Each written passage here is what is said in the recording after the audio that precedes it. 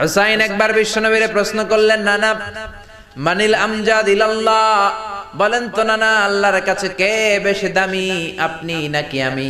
বিশ্বনবী বললেন, হুসাইন আনাল আমজাদ, আমি বেশি দামি। হুসাইন বলল, নানা জি আমি মানি না, আনা লা ওয়াফিক, আমি মানি না নানা। কেমন করে আপনি আমার চাইতে বেশি দামি হন?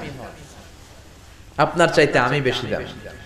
বিশ্বনবী বললেন, হুসাইন আমি হলাম নবীদের নবী, আখির নবী, বিশ্ব নবী, আর তুমি হলা আমার উম্মত, তোমার চাইতে আমি বেশি দামি। হুসাইন বলে, নানা জি আপনি ভুল বললেন, আপনার চাইতে আমি হুসাইন বেশি দামি। সুবহানাল্লাহ কইবেন না? বিশ্বনবী বললেন, কাইফা যালিক, কেমন করে এটা? হুসাইন বলল, নানা জি তাহলে বলেন তো আপনার আব্বার নাম কি? বিশ্বনবী বললেন, আমার আব্বার নাম হলো আব্দুল্লাহ। কি নাম? হুসাইন বলেন, আনা খালি আব্দুল্লাহ, লাইসা ক্বাবলাহু ওয়ালা বা'দাহু শাই। খালি আব্দুল্লাহ, সামনেও কোনো টাইটেল নাই, পিছনেও কোনো টাইটেল নাই। আমার আব্বার নাম আপনি জানেন নাকি? আমার আব্বা হলো শেরে খোদা, দুনিয়ার সব কাফির মুশরিকদের জন্য আল্লাহ আমার আব্বারে বাগ বানিয়ে পাঠিয়েছে। আমার আব্বা সাধারণ কোনো মানুষ নয়, বিশ্ব নবীর মেয়ের জামাই। আল্লাহু আকবার। আপনার আব্বা আব্দুল্লাহ কি কোনো নবীর মেয়ের জামাই নাকি? বলেন, আমার আব্বার নাম হলো আলী কাররামাল্লাহু ওয়াজহা। বিষ্ণু বললেন, তাই তো, আসলেই তো তোমার আব্বা বেশি দামি। আবার হুসাইন প্রশ্ন করলেন, নানা বলেন তো আপনার আম্মার নাম কি? কি নাম বিশ্বনবীর মায়ের? তোরা দেখে যা আমিনা মায়ের কোলে, মধু পূর্ণিমারি সেথা চাঁদ দোলে, যেন উষার কোলে রাঙা রবি দোলে।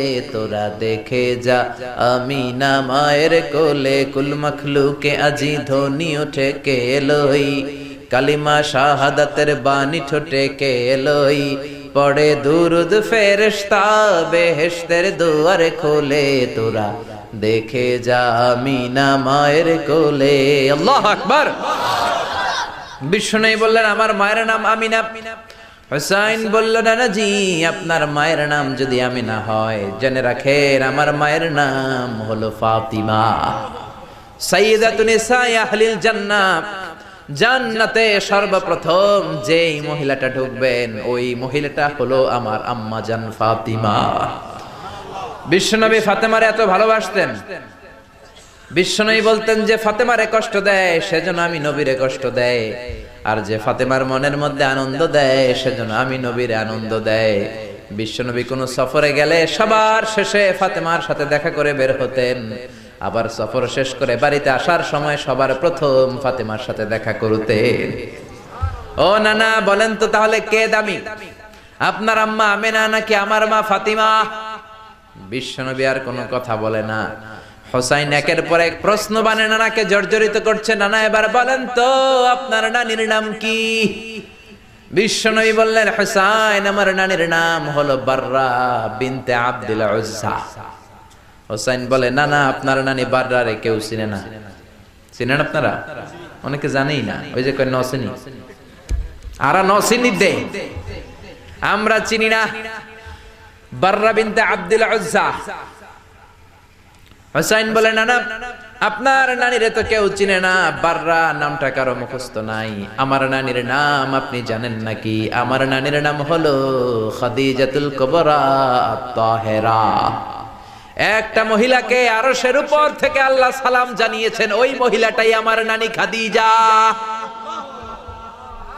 বিশ্বনবী খাদিজার এত ভালোবাসতেন, বিশ্বনবী বলতেন, আল্লাহ কিয়ামতের দিন যখন কেউ কাউরে চিনবে না, ওই কঠিন দিনে আমি যেন আমার প্রাণের খাদিজারে ভুলে না যাই। খাদিজা ইন্তেকালের পরে বিশ্বনবী নিজ হাতে দাফন কাফন করলেন, কবরের সামনে দাঁড়িয়ে দোয়া করলেন। দোয়ার পরে সব সাহাবীরা ঘরে ফিরে যায়। আবু বকর বললেন, নবী চলেন ঘরে ফিরে যাই, দাফন শেষ, কাফন শেষ, দোয়াও শেষ। বিশ্বনবী বললেন, না আবু বকর আমি যাব না, তুমি যাও, আমি কবরের সামনে দাঁড়িয়ে থাকবো। যেই মহিলাটাকে এই কবরের মধ্যে আমি শোয়ালাম রে আবু বকর, এই মহিলাটা সাধারণ কোন মহিলা নয়, আমার বিপদের দিনের সঙ্গিনী খাদিজা। মক্কায় এই মহিলাটাই আমার হাতে প্রথমে কালিমা পড়ে ইসলাম ধর্ম গ্রহণ করেছে। মক্কায় কেউ যখন আমারে সাহায্য করে নাই তখন আমার খাদিজা আমারে ভুলে নাই। কেউ যখন আমারে শেল্টার দেয় নাই, সাহায্য করে নাই, খাদিজা আমারে সাহায্য করেছে। মক্কার লোকেরা 3 বছর শিয়াবে আবি তালেবে আমার জেলের মধ্যে রেখেছিল। আমার কলিজার টুকরা বিবি খাদিজা ওই জেলখানার ভিতরে আমার সাথে ছিল। আবু বকর, তোমার মনে চায়